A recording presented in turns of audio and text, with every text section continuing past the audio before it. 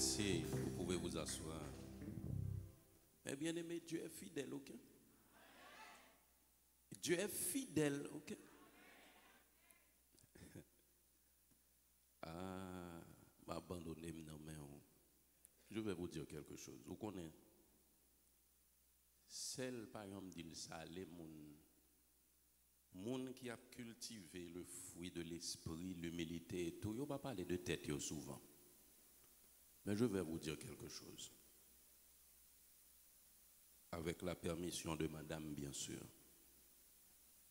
Ou connaît le bat là-bas, oui? Ou connaît tout me dit tête, moi, je ne vais jamais demander le vini? Et pas moi qui demande le vini, non? Je dis l'Éternel, le mettre Dieu nous matin, je ne vais jamais demander le vini. C'est vous-même qui pouvez faire ça au blavel. Et je vais dire un bagay. Il y a un seul bagay, je connais moi-même, malgré dans de toutes réflexions, dans de toutes bagay. Moi, je dis, bon Dieu, pas d'accord permettre montrer l'église le 27 mars 2010 avec un monde pour le connaître dans quelle position le bras le mettre, mais puis pour le monde, ça n'a pas utile moyen. Vous entendez ça, là? L'Éternel pas égaré, attendez, mes bien-aimés. Il compte ça l'a fait. Il compte ça l'a fait. Et lui-même seul connaît combien de tentatives Satan fait pour le craser mariage ça. Sous qu'on la vie plus ou moins proche, ou connaît avant un an mariage, moi me quitter la caille, moi me fait 4 mois dehors. Vous te comme ça? Ah. Et pas moi que là non, c'est l'Éternel qui l'a dans moi. C'est l'Éternel qui l'a dans moi.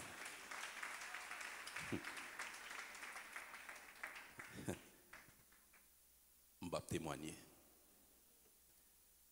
Mais cependant, mes bien-aimés, je vous invite à quelque chose. Embrassez Dieu d'une autre manière. Embrassez Dieu d'une autre manière. Ah! Et je vais l'expliquer au samedi là où il aime embrasser Dieu d'une autre manière. Dans la Genèse, Dieu a passé sa consigne à Adam. Il lui a dit, tu ne mangeras pas de l'arbre de la connaissance du bien et du mal. Vous avez bien entendu ceci, mes bien-aimés? A priori, la connaissance du bien et du mal, c'est une bonne chose. C'est bien d'être conscient, c'est bien d'utiliser son libre arbitre, c'est bien d'avoir le jugement. Mais Dieu avait dit à Adam, tu ne toucheras pas de l'arbre de la connaissance du bien et du mal. Il y a deux manières d'appréhender Dieu, mes bien-aimés. Deux manières principales. S'attacher à l'arbre de vie ou s'attacher à l'arbre de la connaissance du bien et du mal. Quand on s'attache, alors je vais prendre l'arbre de la connaissance du bien et du mal d'abord. Quand on s'attache à l'arbre de la connaissance du bien et du mal, le niveau de connaissance en ce qui concerne les orientations de nos pensées nous porte toujours à questionner et à être sceptiques. Alors, quand dans Genèse, on vous dit, mes bien-aimés, l'arbre de la connaissance du bien et du mal, ne vous mettez pas en tête que c'était des fruits physiques. La Bible a beaucoup d'images. La Bible a beaucoup d'images. La nourriture de l'esprit, les lectures, ce que nos yeux voient, ce que nos sens peuvent appréhender, ça nourrit notre cerveau et notre esprit. Mais la nourriture physique, ça nourrit notre corps et nous tient en bonne santé. Quand la Bible nous parle de l'arbre de la connaissance, l'arbre de vie et l'arbre de la connaissance du bien et du mal, il s'agit là d'orientation de pensée, il s'agit de courant de pensée.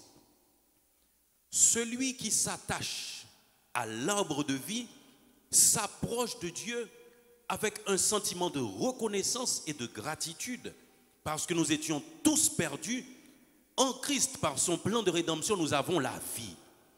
Mais celui qui s'attache à l'arbre de la connaissance du bien et du mal, il est toujours en train de se poser cette question qui a été posée depuis la Genèse. Dieu a-t-il réellement dit? Ainsi, notre connaissance devient supérieure à la science de Dieu et nous sommes toujours en train de questionner. Aussi, il nous est presque impossible de faire la volonté de Dieu et de lui obéir. Mais bien aimés, nous vous invitons ce matin à approcher, à embrasser Dieu selon l'arbre de la vie et non selon l'arbre de la connaissance du bien et du mal. De même aujourd'hui, mes bien-aimés, quand vous vous rendez à l'église avec comme orientation de pensée l'arbre de la connaissance du bien et du mal, vous venez pour analyser le culte. Vous venez pour écouter les fautes de grammaire et les fautes de lexique. Vous venez pour écouter si la sonorisation est assez bonne, si les musiciens font des fausses notes. Mais quand vous venez avec comme orientation de pensée l'arbre de la vie, vous venez rempli de l'esprit. Et vous pouvez sentir l'onction de Dieu. Parce que, mes bien-aimés, nous pouvons être une assemblée dans une seule salle. Les uns sont en train d'être transportés par la présence de Dieu et d'autres avec leurs yeux ouverts en train de regarder sans rien comprendre. Parce qu'ils sont arrivés à l'église avec ce courant de pensée, l'arbre de la connaissance du bien et du mal. Ainsi, mes bien-aimés, quand vous vous attachez à l'arbre de la connaissance du bien et du mal, cela oriente non seulement vos pensées, mais cela oriente aussi vos paroles. Et la Bible me dit très clairement, c'est de l'abondance du cœur que la bouche parle. Mais ce que nous aimons, mes bien-aimés, c'est que l'homme a été conçu par Dieu d'une manière à ce que nous puissions plus ou moins connaître quelqu'un à partir de ses paroles. Ce n'est pas votre bouche qui parle, mais c'est votre cœur. Votre bouche, c'est le vecteur de votre âme. Vous transmettez ce qui se trouve à l'intérieur de vous par votre bouche et par votre action. Mais bien aimés, nous vous invitons à embrasser Dieu d'une autre manière. Embrassez Dieu d'une autre manière. Même quand vous ne comprenez pas, vous dites, Seigneur, ouvre-moi les yeux spirituels que je puisse comprendre. Nous nous obstinons très souvent à chercher des solutions intellectuelles, des solutions techniques à nos problèmes. Nous sommes des stratèges à n'en plus finir, alors que le maître de l'Église est le seul stratège de l'Église. C'est lui qui connaît les orientations de l'Église. C'est lui qui connaît nos besoins. Vous pouvez penser avoir certains besoins, et puis pour Dieu, ce ne sont pas des besoins, non? Ce sont des envies, ce sont des désirs. Dieu sait ce qui va vous permettre de grandir spirituellement. C'est ça votre besoin, mes bien-aimés. Tout ce qui peut vous aider à grandir spirituellement, ce ne sont pas les choses qui vous portent à manifester beaucoup d'émotions, à être content. Ce sont des choses qui rentrent dans votre fort intérieur pour vous transformer. Parce que si quelqu'un vient à l'église et n'est pas transformé, il y a un grand problème, c'est que vous êtes imperméable à la volonté de Dieu. Nous ne pouvons pas être imperméables, mes bien-aimés. Nous savons qu'il y a beaucoup de témoignages à l'intérieur de l'église, oui, de vie changée. Je suis venu à l'église égoïste, maintenant je peux partager. Je suis venu à l'église avec de la haine dans mon cœur, maintenant je peux aimer. Je suis venu à l'église avec de la jalousie, maintenant je me réjouis du bien des autres. Il y a beaucoup de témoignages, mais il reste beaucoup à faire, oui mes bien-aimés. Il reste beaucoup à faire. Il reste beaucoup à faire. Et la première chose que nous avons besoin de faire, c'est de retourner à l'origine pour embrasser Dieu d'une autre manière. Parce que depuis le début, le malin a instauré ce courant de pensée, de questionnement, l'arbre de la connaissance du bien et du mal. Dieu a-t-il réellement dit? Vous voyez quelque chose à l'église? Est-ce vrai? Est-ce l'orientation de Dieu? Mais bien aimé, celui que Dieu a placé à la tête de son assemblée est non seulement à l'écoute de Dieu, mais Dieu lui parle. Et malheur à lui s'il pas attendre l'Éternel parler. Si vous comprenez ces gens qui devant yo là qui parler ou gon problème, parce qu'il est le maître de son église. Jésus a dit, je bâtirai mon église et les portes du séjour des morts ne prévaudront point contre elle. La seule chose que vous avez besoin de comprendre, c'est que vous n'êtes pas juge. Je vois, oui, des choses qui se passent dans les autres assemblées. Mais ce sont les autres assemblées. Je préfère me concentrer sur ce qui se passe là où Dieu m'a placé. Je préfère me concentrer sur ce qui se passe là où Dieu m'a placé. Vous savez pourquoi? Parce que il y a quelqu'un qui a dit, ne te compare avec personne. Ne te compare avec personne. Tu risquerais de devenir aigri ou vaniteux.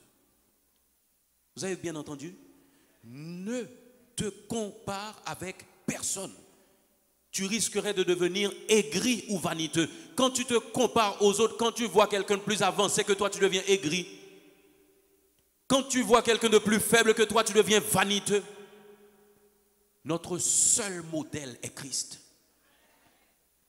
Notre seul modèle est Christ. Ne vous sentez pas plus sanctifié parce que quelqu'un d'autre a péché. Non. L'analyse est personnelle. C'est entre vous et Dieu. Ce que nous aimons avec l'école du Seigneur, c'est que les classes n'ont qu'un seul élève. Vous pouvez être dans une seule salle, mais spirituellement, vous êtes dans une seule salle de classe avec Dieu. Pas garde l'autre là, c'est lui qu'on a fait là, l'Éternel. D'ailleurs, vous voyez les gens se pécher, vous ne pouvez pas voir le pardon. Vous voyez les gens se tomber, mais vous ne pouvez pas savoir quand ils se sont relevés. Parce qu'ils confessent leurs péchés devant Dieu. Parce que le pardon, selon les Saintes Écritures, se trouve en lui afin qu'on le craigne. Ce n'est pas crainte pour moun pour gagner. Ce n'est pas peur pour moun qu'on soit fait. Veillez parce qu'on connaît bon Dieu qu'on tout soit fait. Et quand vous avez la crainte de l'Éternel, mais bien aimé, l'Éternel a une dimension la méthode, l'on a crainte pour lui, parce que l'on a crainte pour lui, pas moun. L'on a crainte pour lui, pas société. L'on a crainte pour lui, pas autorité, ou respecter tout le monde, mon pas personne. Parce que vous et Dieu, c'est la majorité. Mais il vous faut embrasser Dieu d'une autre manière, selon l'arbre de vie. Et non selon l'arbre de la connaissance du bien et du mal qui nous bloque, mes bien-aimés. Parce que, comprenez quelque chose. Pourquoi nous sommes nombreux à lire les Saintes Écritures sans pour autant comprendre? Ce sont des mots, ce sont des lettres, ce sont des paroles, et nous savons tous lire, pas vrai? Même les gens qui ne savent pas lire, ils tendent à comprendre s'ils n'ont langue parle. Cependant, nombreux sont là à écouter les Saintes Écritures et ne comprennent pas. Pourquoi? Parce que c'est la révélation même de Dieu qui est partie de l'infini pour venir se poser dans le fini et le limité. Quand en tant que limité, vous vous prenez pour connaisseur, vous vous attachez à l'arbre de la connaissance du bien et du mal et vous ne vous remettez pas au gré de l'infini, de celui qui possède la science, qui est la science même, il vous est impossible de comprendre la parole de Dieu, voire l'appliquer. Si nous besoin font pas en avant, mais bien aimé, nous besoin prendre bon Dieu en l'autre gens. Nous besoin prendre bon Dieu en l'autre gens. Ce n'est pas le message, non? Ce n'est pas le message. Mais Dieu sait pourquoi il vous a envoyé ces paroles.